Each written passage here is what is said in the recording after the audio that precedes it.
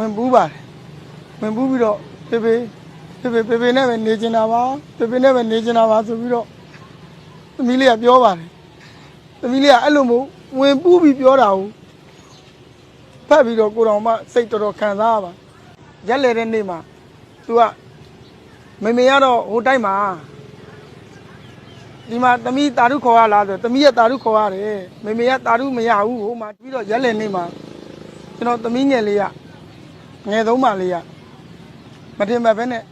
သမီးငယ်လေးကအဲ့လိုမျိုးပြောပြီးတော့သူအပြောကြောင့်